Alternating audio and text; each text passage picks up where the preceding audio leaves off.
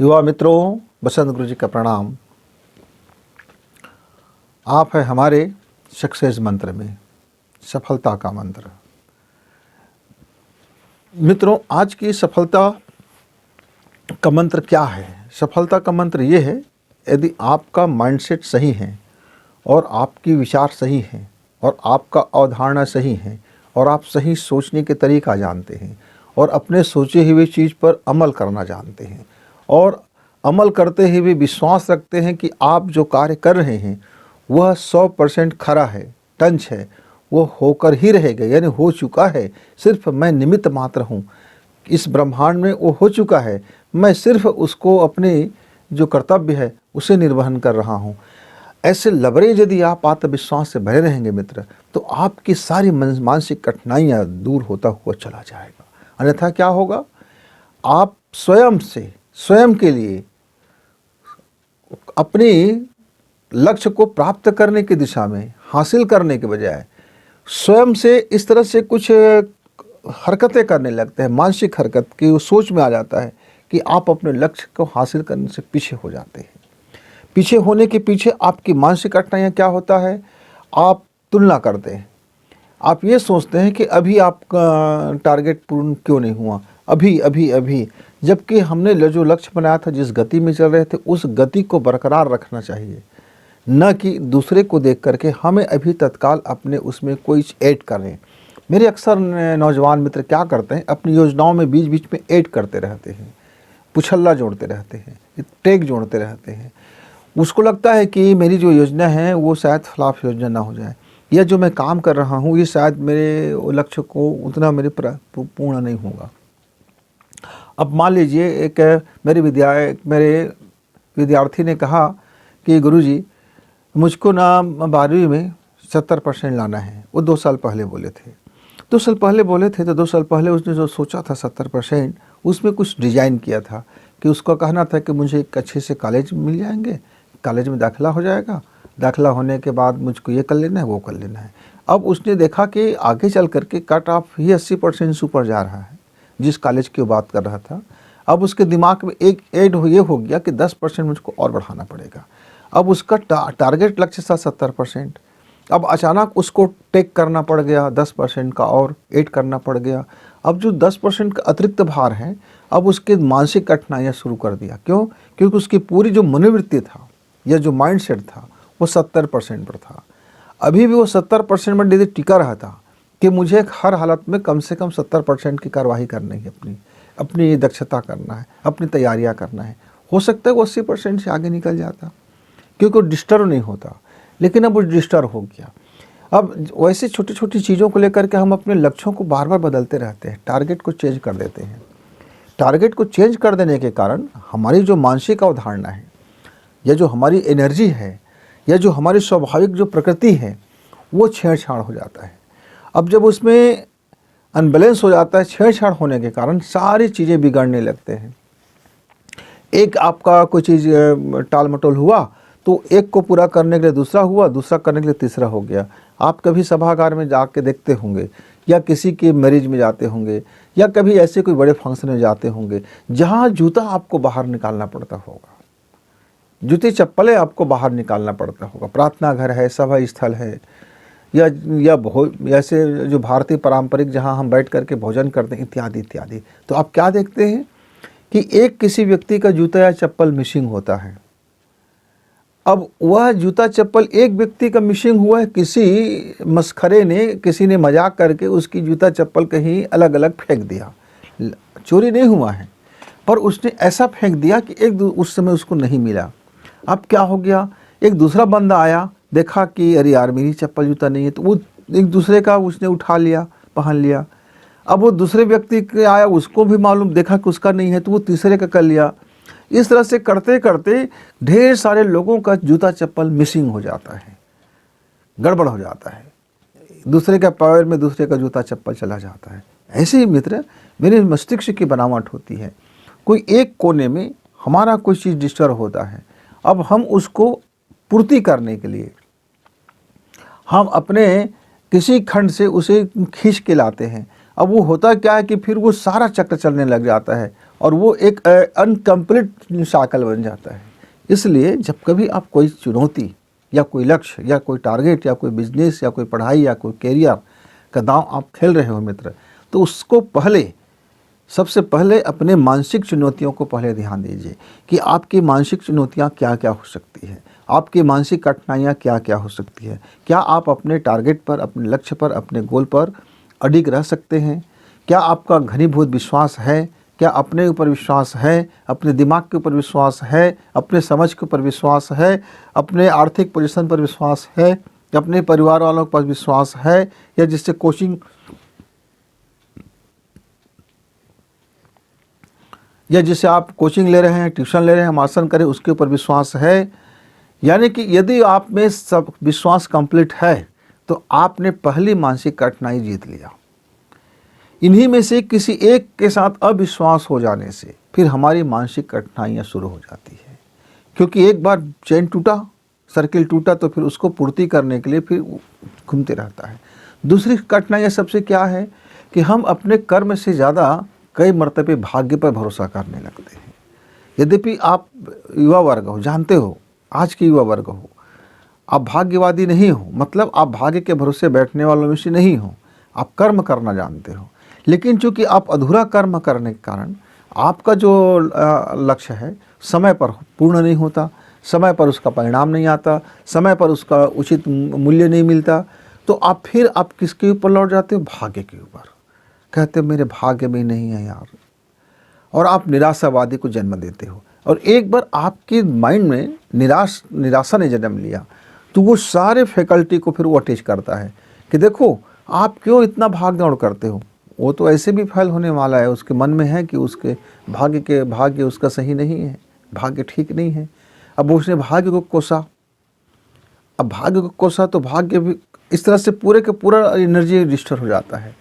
एक मेरा मित्र था, वो बड़ा धनवान बनना चाहता था, बड़े अमीर बनना चाहता था, लेकिन सो उठ करके वो एक ही काम करता था, अमीरों को गाली देना, धनवानों को गाली देना, उसके बारे में भले बुरे बोलना, वाहियात चीज़ बोलना कि उसने धन ऐसा कमाया होगा, उसने धन ऐसा कमाया होगा, वो कब का बड़ा आदमी है, वो कब तीरंदाज है, वो मुझसे कितना उसकी बुद्धि कम है, मुझसे कम उसका मेहनत है, ये ऐसा है वैसा है। मतलब गांव में जितने भी अच्छे पूंजीपति लोग थे शहर में, यहाँ तक कि जिसको जानते भी नहीं थे, बड़े बड़े नाम जैसे सुनते थे, कभी पेपर में सुन लिया, कभी टीवी में सुन लिया, तो उसके बारे में भी वाहियात बातें बोला करते थे और हमेशा फिर अपने भाग्य को कोसते थे मित्र।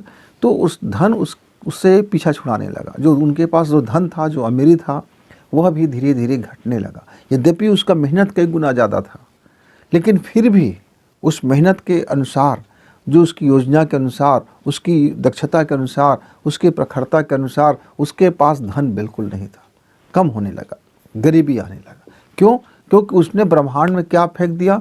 धन के प्रति अपनी नफरत, अमीरों के प्रति अपनी नफरत, लोगों के प्रति अपनी नफरत।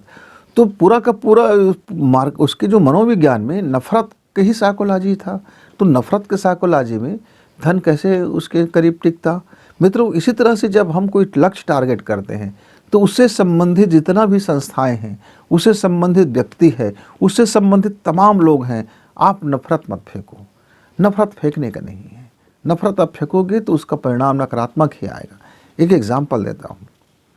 एक मेरे मित्र थे, उसने 3-4 बार वे पीएससी परीक्षा में बैठा, एग्ज़ाम में बैठा, पर वह पास तो कर लेता था, इंटरव्यू में चला जाता था अच्छे इसमें, लेकिन वो जो पद चाहता था वहाँ तक उसकी पहुँच नहीं होता था। वो हर बार पीछे हो जाता था। वह 10 टॉप 10 में आता ही नहीं था, जबकि उनका लक्ष्य रहता था टॉप में आना, और वो मेहनत भी करता था पूरी तरह से। एक दिन हम बैठे हुए थे तो उन्होंने कहा कि अब क्या बताएं गुरुजी, मैंने इतना मेहनत किया, जितने भी मेरे इस बेंच में बैठे हैं ये सब ने मुझसे कम जानकार हैं, मुझसे कम वैल्यू है उनका, कम नंबर आता है, लेकिन पता नहीं क्यों मैं जब भी इस परीक्षा में बैठता हूँ, एग्ज़ाम में करता हूँ, फाइट करता हूँ, तो मैं कहाँ से मुझको कौन चीज़ पीछे खींच ले जाता है, शायद मेरी किस्मत खींच ले जाता होगा। तो मैंने कहा ठीक है, किस्मत खींच के ले जाता होगा, लेकिन आखिर उसको उस चाबुक कौन देता होगा? किस्मत को आपकी भाग्य बदलने का आप शायद मैसेज नहीं देते होंगे, आपका एसएमएस सही नहीं जाता होगा, आपका आवेदन सही नहीं जाता होगा, आपकी मानसिक दुविधा में आप रहते होंगे। कुछ तो मानसिक लोचा होगा आपके साथ, जिसके कारण से आप इतने प्रतिभाशाली होते हुए, आप योग्यता रखते हुए, आप में सारी खासियत उसके बावजूद भी आप वहाँ तक नहीं पहुँच पाते। तो उसने कहा मेरी समझ में नहीं आता। तो मैंने कहा आपकी मानसिक कठिनाइयाँ, इसमें आपकी मानसिक कठिनाइयाँ हैं। क्या कठिनाइयाँ हैं? आप रात दिन दुविधा में रहते हैं कि वहाँ जो बैठने वाला व्यक्ति है भ्रष्टाचारी है, वे अपने लोगों को ही देखते हैं, वो वहाँ ऐसा है वैसा है, इसकी सरकार है, ऐसे मनोवृत्तियाँ हैं। मतलब बहुत सारी ऐसी छोटी छोटी बातें हैं जो आप अपने से बात करते हैं, खुद से बात करते हैं, खुद से मूल्यांकन करके खुद से ये तय कर लेते हैं कि वहाँ सिर्फ भ्रष्टाचारियों का बोलबाला है। आप जैसे लोगों का स्थान तो वो सबसे पीछे में है जो अपने दम से पहुंचते हैं। ऐसे इस संसार में लोग कहाँ हैं? ईमानदारी की कीमत कहाँ है? प्रतिभाशाली की कीमत कहाँ है? आपके मन के किसी कोने में वो बैठा रहता है जो आपकी मानसिक कठिनाइयाँ बन के उत्पन्न होता है। आप जब जाते हो तो आप उस कॉन्फिडेंस में, उस आत्मविश्वास में थोड़ी कमी रह जाती है, क्योंकि आप पहले से मान चुके होते हो कि यहाँ जो बैठे हुए जो बंदा है वो सब पहले से डिसाइडेड है कि किसको टॉप करना है। इसके कारण से आपके सारी चीज़ों में कठिनाइयाँ होते हैं और आपका आरोप सही भी हो सकता है और आपका आरोप सही नहीं भी हो सकता है। तो जो आरोप निराधार है, यानी हमारे पास कोई प्रमाण नहीं है, कोई पुख्ता चीज़ें नहीं हैं, सिर्फ मनगढ़ंत चीज़ें हैं, तो उसको यदि हम बार बार अपने दिमाग में स्थान देंगे मित्र, तो उससे हमारा ही नुकसान होगा। वो नेगेटिव तत्व, नकारात्मक चीज़ें हमारे जीवन में आकर के हमारे परिणामों को वांछित नहीं होने देता। मनवांछित परिणाम फिर नहीं आता, फिर वो कहीं न कहीं से उसमें चूक हो जाता है। तो जब हमारे पास प्रमाण हो तो हम कार्रवाई करें, जिससे ऐसे भ्रष्ट लोगों को उचित जगह में दिखाई जाए, उनको अपनी गलती का एहसास हो, दुनिया को समझ में आए कि यहाँ वास्तव में भ्रष्टाचारी होता है और उनके लिए कोई जगह नहीं है। यदि आप ईमानदार हो, यदि आप कर्मठ हो, यदि आप में प्रतिभा है, यदि आप में कुवत है, तो अपनी मानसिक डिजाइन ऐसा बनाइए कि ऐसे लोगों से आप विजेता बनो। उसे हारना क्यों? हारना मतलब क्या है कि हम कहीं न कहीं पहले से हार चुके हैं। मित्र, पांडव और कौरव की बात आती है। पांडवों में भी अर्जुन बड़े निराशा से बात कर रहे थे और जो भीम था वो बड़े उत्साह से बात कर रहे थे। युद्ध से पहले की बात है। एक कहानियाँ आती हैं, दृष्टांत समझ लीजिए, सच और झूठ पर मत पड़े रहना, कि अर्जुन बार बार किसी से कहते हैं कि हम लोग इतने मुट्ठी भर लोग हैं, देखो ना मामा भी हमारे उनके पक्ष में चले गए, वो है इतने महारथी है, कर्ण है, भीष्म पितामह है, गुरु द्रोणाचार्य है, और न जाने कितने कितने महारथियाँ हैं वहाँ, और हमारे पास कितने हैं, हम तो बड़े मुट्ठी भर लोग हैं, फिर हम युद्ध किसके लिए कर रहे हैं? अरे हमें तो, हम राजपाट करके करेंगे क्या, वगैरह वगैरह बहुत सारी बातें थी। फिर वो बहुत विद्वान जैसे भी बात करते थे और नकारात्मक भी बात करते थे। वो कायर भी नहीं कहलाना चाहते थे और युद्ध भी नहीं करना चाहते थे, कायर भी नहीं कहलाना चाहते थे और युद्ध भी नहीं करना चाहते थे, और युद्ध हारना भी नहीं चाहते थे और युद्ध जीतना भी नहीं चाहते थे। मतलब ऐसा कंफ्यूज्ड हो गया था अर्जुन कि कृष्ण को बड़ी हंसी आई। बोले कि दुनिया में यदि सबसे ज़्यादा कोई कंफ्यूज्ड व्यक्ति है अभी, तो उसने अर्जुन को कहा कि आप बहुत कंफ्यूज्ड व्यक्ति हो। दुनिया में सबसे ज़्यादा उलझे हुए और लटके हुए और भटके हुए और सटके हुए तुम व्यक्ति दिखाई दे रहे हो मुझको। देखो भीम एक तरफा है, उसका मानना है कि मेरे बाजू में ताकत है, मैं उनके 100 भाई को मैं अकेला ही निपटान कर दूंगा। जितने भी गदा युद्ध होगा, जितने भी मल्ल युद्ध होगा, जितने भी शरीर से पछाड़ा जा सकता है, मैं उसके लिए पर्याप्त हूँ। और अर्जुन के पास तो दिव्यास्त्र थे, फिर भी वो लटक गए थे, भटक गए थे, झटक गए थे, सटक गए थे। क्यों? दिव्यास्त्र था। दिव्यास्त्र वाला व्यक्ति के आत्मबल तो इतनी मजबूत होनी चाहिए मित्र कि उसकी मानसिक कठिनाई उसमें जरा भी नहीं होनी चाहिए, उसमें मानसिक विश्वास होनी चाहिए, वह माइंडसेट होनी चाहिए, उसका दिमाग सबसे ज़्यादा स्ट्रांग होना चाहिए। लेकिन यहाँ होता विपरीत है। जिसके पास जितनी ज़्यादा एनर्जी पावर, जितनी ज़्यादा प्रतिभा, जितनी ज़्यादा उसके पास योग्यता, जितने ज़्यादा इंटेलिजेंट मस्तिष्क होगा, वो उतना ही ज़्यादा कुरीदते हैं, उतना ही ज़्यादा तर्क करते हैं, और कभी कभी तो तर्क कम करते हैं, कुतर्क ज़्यादा कर देते हैं। कभी कभी तो लॉजिक से हट के, वो हर लॉजिक से परे बात, वो बहुत लंबी चौड़ी ऐसे चीज़ें सोच लेते हैं कि उसके जीवन में वो हावी हो जाता है। और यही मानसिक कठिनाई है मित्र आपके साथ, कि आप इंटेलिजेंट हो, मेरे साथ एक कठिनाई नहीं था क्योंकि मैं इंटेलिजेंट नहीं था। आप बहुत ज़्यादा बहुमुखी प्रतिभाशाली हो, यही आपकी कठिनाई है। मेरे पास ऐसा कोई कठिनाई था क्योंकि मैं बहुमुखी प्रतिभाशाली नहीं था। आप बहुत ज़्यादा एक साथ में धन कमा लेना चाहते हो, इसलिए आपके साथ वो मानसिक कठिनाई है। मेरे पास ऐसा कुछ कठिनाई नहीं था क्योंकि मैं धन कमाने की मेरी माइंडसेट बिल्कुल नहीं था। आप में और मुझ में सिर्फ इतना ही फ़र्क था, और फ़र्क है, आज भी है। यदि आप चाहते हो धन, तो फिर धन की माइंडसेट तैयार करो और धन की कारोबार करो, और जब कारोबार से फिर आप धन कमाने की कोशिश करो।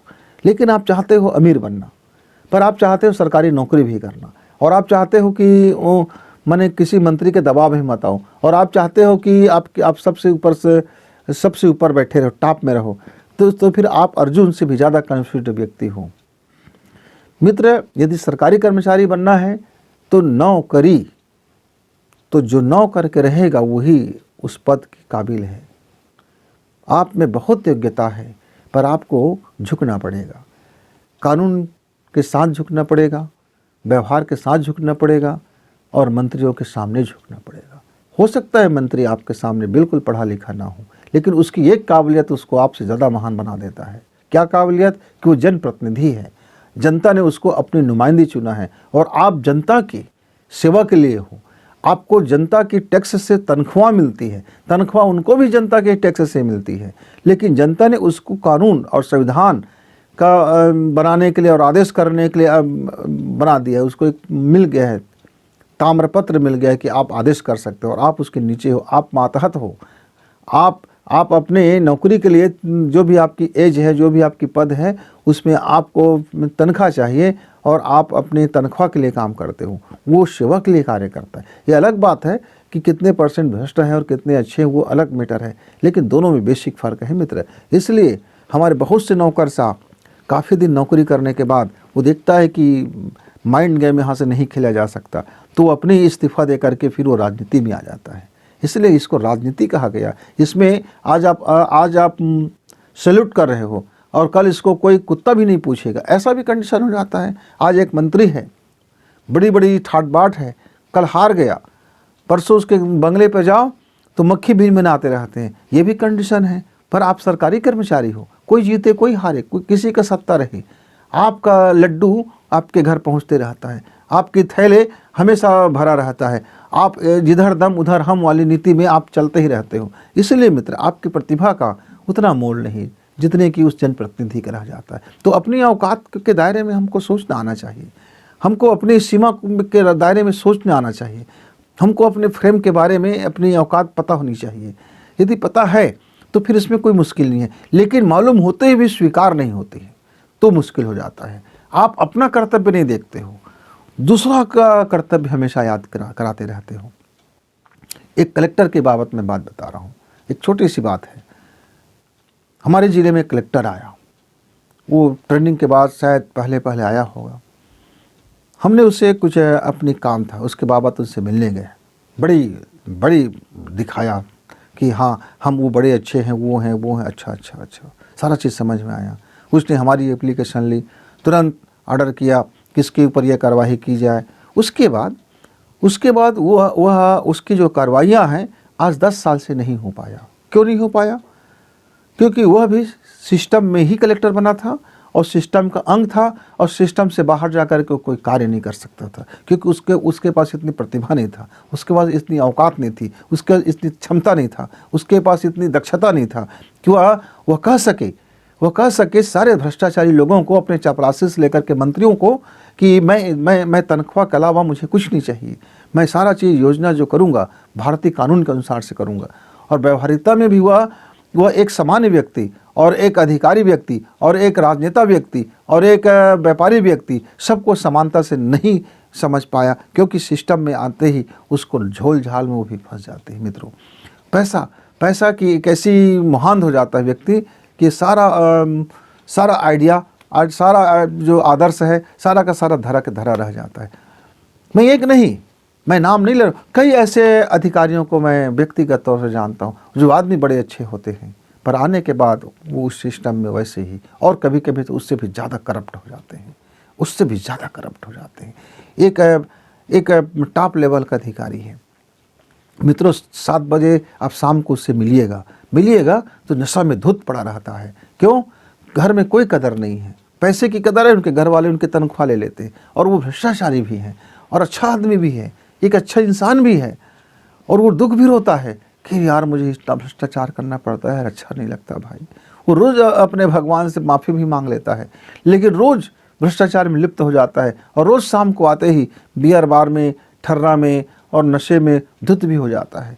अब ऐसे व्यक्ति को आप यदि कहते हैं कि ये व्यक्ति बहुत बड़ा अफसर है भाई, इसका बड़ा मान सम्मान है, ठीक है, अफसर है, मान सम्मान है, धन है, सब है, लेकिन आप भी कुछ ऐसे बनना चाहते हो जिसके कारण से आपकी मानसिक कठिनाई उत्पन्न होते रहते हैं, क्लियर नहीं हो अपने लाइफ के प्रति।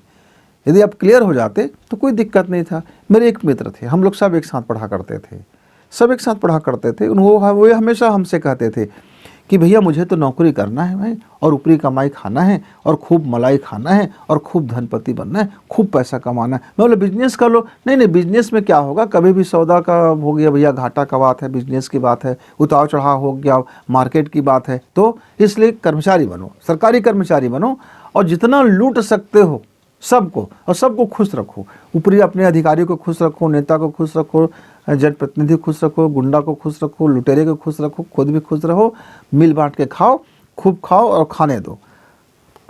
खाने दो कि राजनीति अपना। और मित्र मैं क्या देखता हूँ, हम दोनों ने पढ़ाई करने के बाद उसने एक बहुत छोटी सी सरकारी जॉब कर लिया, और वो इतना 5 साल में माल बना लिया, जैसे आप कहते हैं ना धन बना लिया, तो उनके भाषा में माल बना लिया, क्योंकि धन तो होता नहीं है, दरअसल वो माल होता है।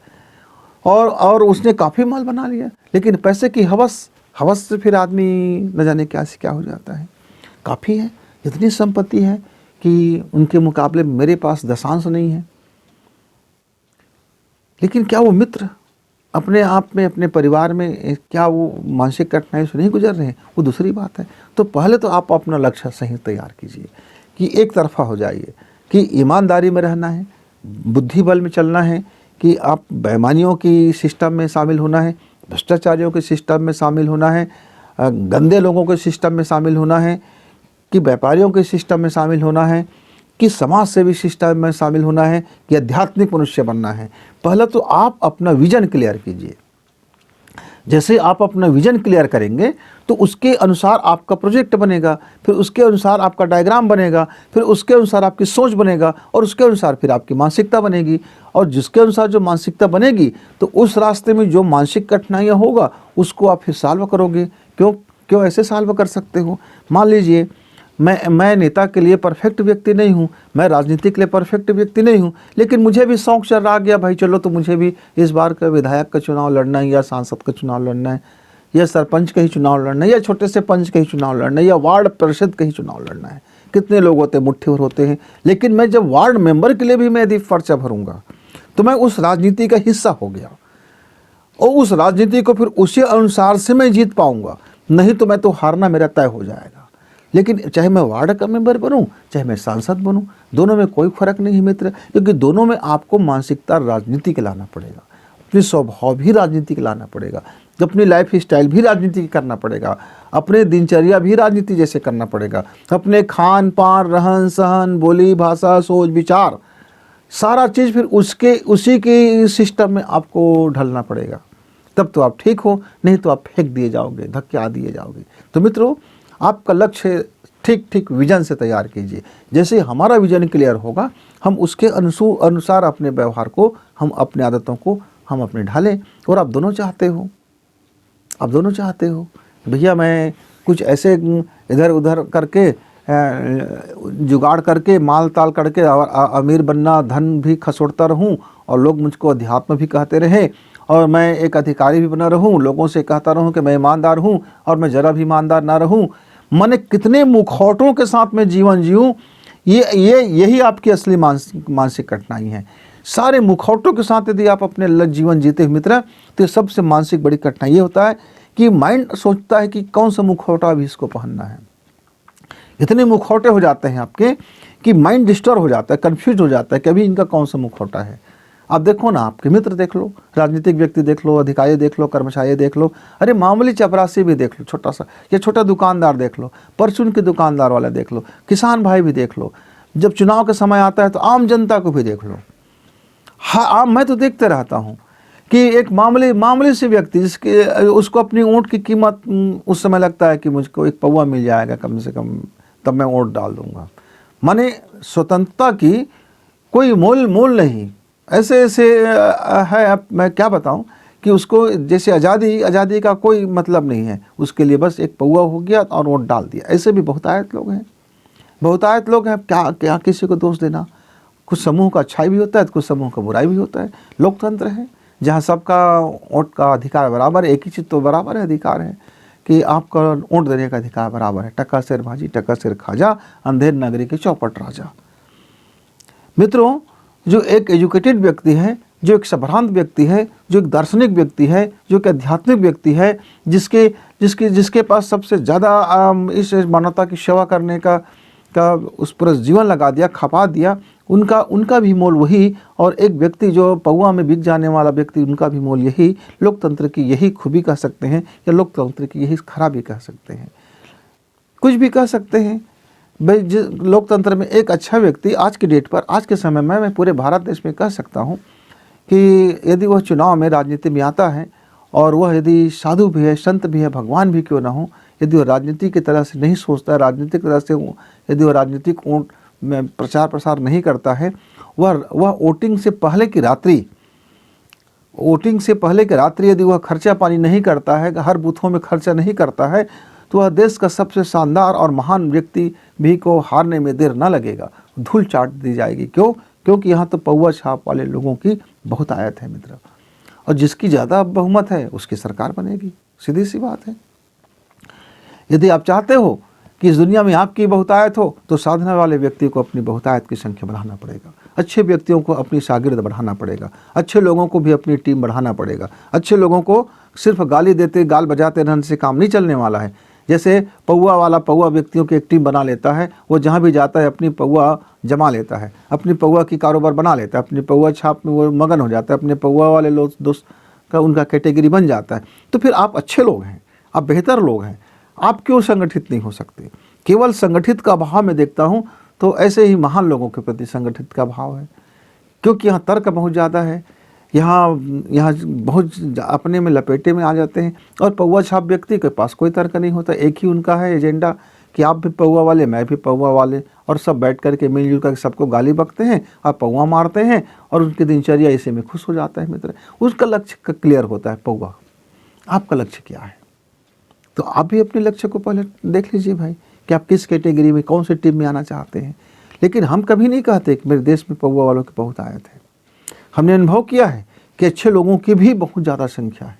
अच्छे लोगों में सिर्फ खराबी ये हो जाता है, कई बार वो अपने फ्रेम से बाहर नहीं निकल पाता, कई बार वो अपने ज्ञान से बाहर नहीं निकल पाता, कई बार वह अपनी मान्यता से बाहर नहीं निकल पाता, कई बार वह अपने ओढ़े हुए सभ्यता से बाहर नहीं निकल पाता, जिसके कारण से उनकी जो ताकत है वो बिखरा हुआ है, अलग हिस्सों में है।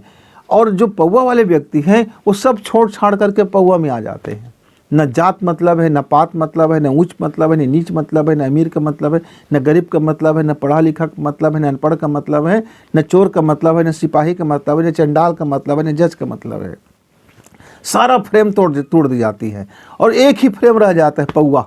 उस पौवा में सब इकट्ठा हो जाते हैं मित्रों। और हम जो बेस्ट व्यक्ति बोलते हैं, जो संभ्रांत बोलते हैं, जो शानदार बोलते हैं, ये अपने फ्रेम में से बाहर नहीं निकलने के कारण इनकी संगठन कमज़ोर दिखाई देता है।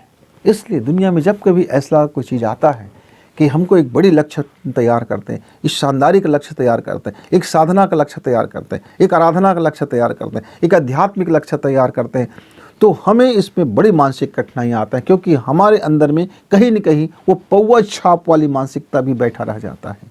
जब तक वो पौवा छाप वाली मानसिकता को हम निजात नहीं पाएंगे, नहीं समझेंगे नहीं, और अपने आप से को समझेंगे कि मेरी औकात पौवा छाप से ज़्यादा है, मैं अपने में स्ट्रांग जब बन जाऊंगा तो मैं अपने हर लक्ष्य को हासिल कर लूँगा। मित्र, बस मानसिक कठिनाई यही है कि हम हम कन्फ्यूजन को अपने साथ लेके चलते हैं और हर तरह के मुखौटे को साथ लेके चलते हैं और चाहते हैं कि हम अपना मूल्य को दुनिया समझे, और हम अपना चश्मा भी नहीं उतारना चाहते, हम अपना फ्रेम भी नहीं तोड़ना चाहते, और हम अपनी लोभ भी नहीं छोड़ना चाहते, हम अपनी वासना भी नहीं छोड़ना चाहते, हम अपनी कामना भी नहीं छोड़ना चाहते, लेकिन दुनिया को बताना चाहते हैं कि इससे मेरा दूर तक का नाता नहीं है, मैं एक अच्छा आदमी हूँ, मैं एक भला आदमी हूँ, मैं एक भला मानुस हूँ। ये छवि भी बनाना चाहते हैं मित्रों, और उसी छवि के साथ हम अपना लक्ष्य की ओर बढ़ते हैं तो बड़ा गठबंधन हो जाता है। जैसे मेरे एक मित्र ने अपना बना लिया था कि मुझे दुनिया का सबसे बड़ा भ्रष्टाचारी बनना है, लेकिन धन कमाना है। कमाया, और हमने कहा नहीं भाई हम इस रास्ते पर नहीं चलेंगे, तो हमने नहीं कमाया। क्लियर है दोनों का विजन।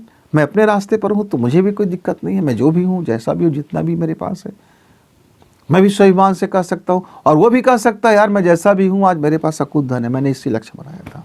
तो मित्र, पहले तो आप अपना मानसिकता तय कीजिए, आपका विजन क्या है। विजन के अनुरूप से आपकी मानसिक कठिनाइयाँ दूर होते हुए चले जाएंगे। फिर किसी संवाद पर आएंगे, किसी विषय पर। तब तक गुरु जी को विदा। नमस्कार, धन्यवाद।